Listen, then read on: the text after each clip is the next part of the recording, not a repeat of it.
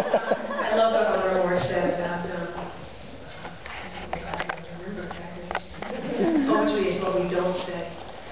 Because I'm trying to figure out what the heck I'm doing here, but I've spent most of my grown-up life, such as it is grown-up, working on privacy, and now I'm here kind of exposing myself. It's a big adventure.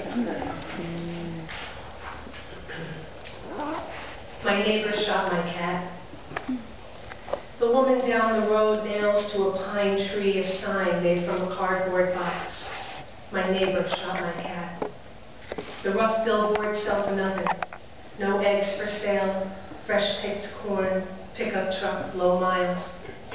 No call to arms or action, shun my murderous neighbor, support gun control. The shot cat's owner lives in a converted chicken coop, counts the eggs in her basket, hand feeds deer out the back door. Last Christmas, she cradled her rooster Clark as he died from old age. For a time, the sign maintains its stance. No retractions or updates on the cat's condition, no PS on charges pressed against the junior high boy.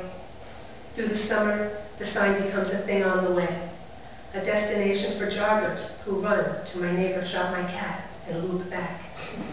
Heat and rain wilt the sign. My cat bends into the ground. My neighbor lies under a soggy shutter. All that's left by fall is shut. I dedicate this next one to Laurent Bosselaar, who I think is sunning herself somewhere in Florida, thank goodness. She made me write this pantun. At the corner of 110th and Broadway. They wear blue latex gloves, the people in blue uniform. 6 cops, that's what it takes to subdue one woman, limping with a rotten hip, pork chops in her blouse. A swoop of police in flashing cars to handcuff one. 6 cops. That's what it takes to subdue one woman, confused about the fuss, so many people watching and lights. A swoop of police in flashing cars to handcuff one lady with a gray ponytail. She asks an officer, "Which door?" Confused about the fuss, so many people watching and lights blinding her to the stock boy who sees her stuff her blouse. The lady with gray ponytail asks an officer, "Which door?" A stock boy called, decided her hunger required force. One blind grocery boy saw her stuff her blouse at the moment his stomach rumbled. Surrounded by food, he calls, decides her hunger requires force. They wear blue gloves, come in blue uniform, the moment her stomach rumbles. Surrounded by food, limping with a rotten hip, pork chops in her blouse. She remembers her boy at home, the day he was born, led to life by blue latex gloves, by people in blue uniform.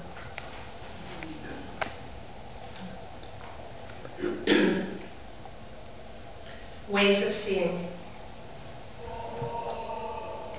Part of me always sticks off the bed. A hand, a heel, a strand of hair, any glimmer of exit. Mom's pointed slipper wedged me deep, but I'll never be that right angle, never be that straight. My small body wasn't meant to be crammed in a corner on cold tile, to fit the place where wall meets wall.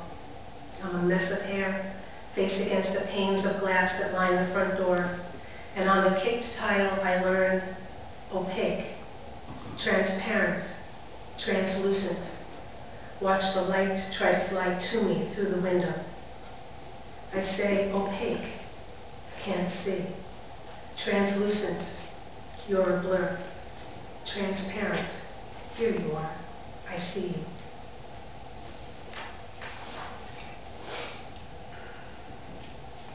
Burying ground, or burying ground.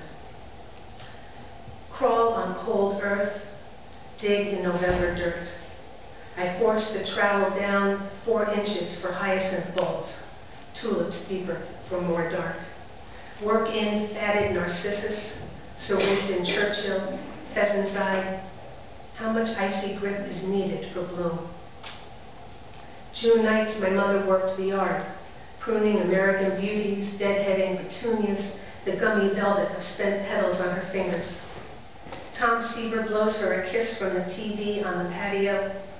She watches his twist and muscle, prays for extra inning, the floodlight to come on, the kids to stay in bed. I try to remember what I know, what I saw from behind the curtain. Edge the beds, cheer the Mets, wait for morning to sleep. Never happier than when she moved in her own time. I rub my knuckles, fret over the spring to come. These short days refuse to budge.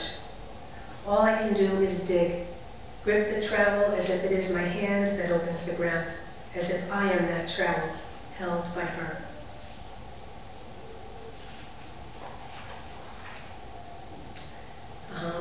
This one is Amber Cloud. I just look up once in a while, I realize I'm glued to the page. Amber Cloud. A spot of floorboard hot for radiator pipes glues the cat there. Sleepy, heat all day, drowsing heat, like the day I died. Not for too long, but dead enough to be thrown in the back of a doctor's truck, rolled in a quilt from the bed I'd been dreaming in. High winds forced fumes down the flue, my brothers, me, the dog, all lungs, sucking in monoxide, sucking in thick sleep. The dog tugs Dad's pajamas, wakes him. Oxygen tank and tubes pull me back. Dying is in me from other times. The near leap off the 5th floor balcony, the rail a prop for my leg, already halfway over, already dead, but wanting the body to follow. And the Jeep crash. I split the ignition key on my knee, banging the windshield with my forehead. A butterfly bandage holds in the blood. I saved the key, the piece that snapped. 3 times in the Amber Cloud. It traps me this day with the memory of not knowing the difference between future and gone. It comes back, but without spectacle, no miracle. What conjured my lucky star? How do I cover these open nerves, unclosed ends that never meet their ends? Bring me a knit cap, make it snug on the scalp, or a pen top, a sheath to guard ink so it won't spill out. And this last one is for my daughter, Maya Rose.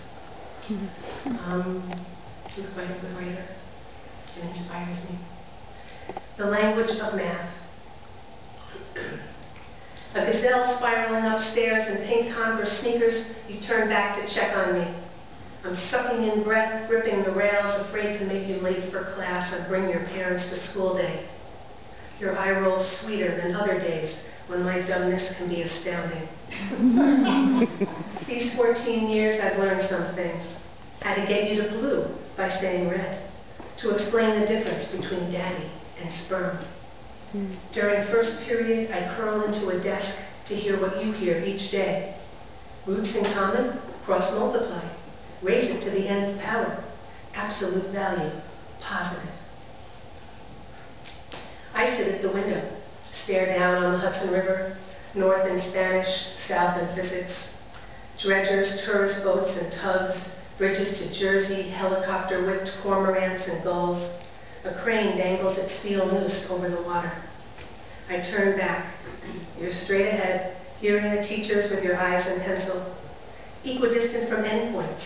2 points determine a segment. All segments have one midpoint. Where is that intersecting space where we make sense, where we can always find each other? I want to know if the Fibonacci sequence in bee mating seeps in a sunflower, the pine cone spikes. Teach me the numbers, their power to push, their power to choose, not to push at all.